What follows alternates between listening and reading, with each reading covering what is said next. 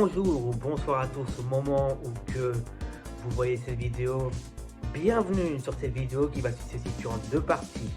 La première partie, ce sera la partie des derniers matchs que moi vous en parler, etc. Et puis ensuite, la seconde partie, ce sera la rétrospective de la saison de Tottenham. Donc oui, installez-vous confortablement et puis on est parti. Je suis soulagé. Mais en même temps, je suis un petit peu triste parce que Tottenham a dû mettre à l'écart West Ham United, un club que moi j'apprécie.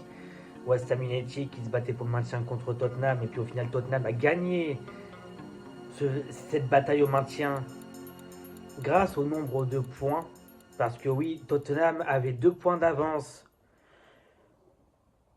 en cas de victoire, en gagnant contre Aston Villa.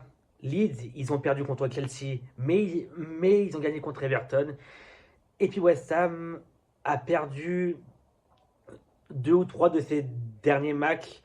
Du coup, Tottenham avait, je crois, 3 ou 4 points d'avance sur West Ham. Ça veut dire que peu importe la situation, que Tottenham perdait, que Tottenham gagnait, ou sinon il y avait match nul, ça dépendait surtout du résultat de West Ham. Donc, on commence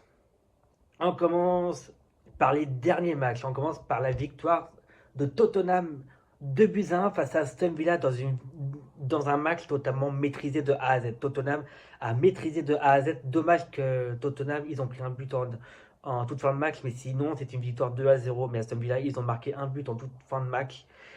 Et puis du coup, ça contribuait à ce score de 2-1 pour Tottenham. Et d'ailleurs, c'est grâce à cette victoire-là qu'on est maintenu maintenant. C'est grâce à cette victoire-là également. Match suivant maintenant. Maintenant, c'était un match à domicile contre Leeds United. Dans un match qui était très prometteur. Mais au final, ce match qui se finit un petit peu dans la confusion et puis la remise en cause par rapport des Spurs. Parce que les Spurs, ils ont très bien commencé le match avec l'ouverture du score. Et puis ensuite, ils ont concédé un penalty en seconde période. Ils ont eu le score final de 1 partout. Et puis au final, maintenant, ça remettait Tottenham en cause. Ça remettait leur maintien en cause. Et surtout, les doutes réapparaissaient dans les têtes des Spurs, dont moi aussi. On continue à Stamford Bridge pour le derby londonien entre Chelsea et Tottenham. Victoire de Chelsea dans la maîtrise 2-1. Même si Chelsea n'était pas étincelant non plus. Mais Chelsea a nettement dominé Tottenham pour au final s'imposer 2-1, alors que Chelsea était mené 2-0. Mené 2-0 jusqu'à que Tottenham mette un but, mais ça ne suffira pas. Et voilà maintenant le match crucial face à Everton au Tottenham Hotspur Stadium. Où que oui, Tottenham s'est imposé 1-0 face à Everton dans un match très tendu, très dur, où il faisait très chaud, que ce soit à Londres ou même chez moi. Dans ma tête, c'était très chaud. Dans mon corps aussi, c'était très chaud. J'avais peur. C'est parce qu'en plus, West Ham a gagné leur match 2-0. Et puis Tottenham, du coup, a marqué ce but de Raul Palinha. Mais ce but, c'était littéralement la délivrance. J'ai littéralement gueulé chez moi, littéralement. Hein. Mais dès le but de Palinha, je me suis dit, c'est bon, peut-être, s'il vous plaît les gars, maintenant, tenez ce score. Et puis surtout, restez en Première Ligue. On a besoin de Tottenham en Première Ligue, du coup restez-y. On a besoin de nous en Première Ligue. Du coup on y reste. Et puis en effet, on y reste. Le boulot a été fait. Roberto De Zerbi, tu es magnifique. Franchement, merci d'avoir été là. Merci de nous avoir sauvés. Parce que c'est pas avec Thomas Frank et puis Igor Tudor qu'on se serait maintenu. Hein, je préfère vous le dire. Hein. Donc oui, merci à Roberto De Zerbi pour la mission qui lui avait été donnée par Tottenham de se maintenir. Et puis donc ça maintenant, ça a été effectué. Et puis maintenant, on se tourne vers la saison 26-27 en Première Ligue. Et malheureusement, West Ham, ils sont tombés dedans, en plein dedans. Et puis j'espère qu'ils vont s'en remettre. Et puis j'espère qu'ils vont remonter la pente. En tout cas, je leur souhaite le meilleur. Maintenant, on va passer à la rétrospective.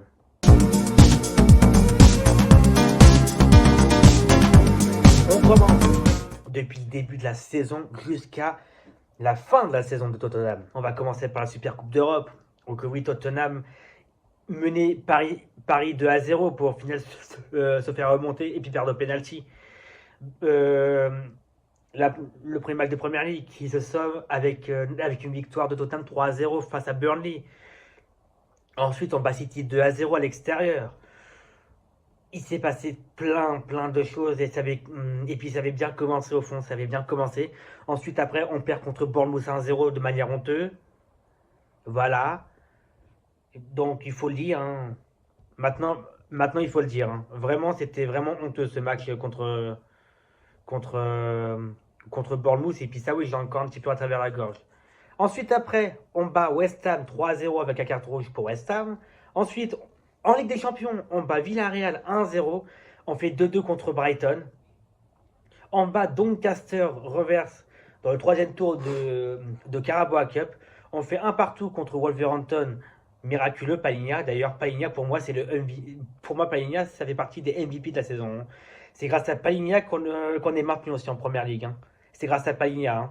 Parce qu'il nous a sauvés. C'est parce qu'il nous a sauvés de pas mal de galères, lui, hein.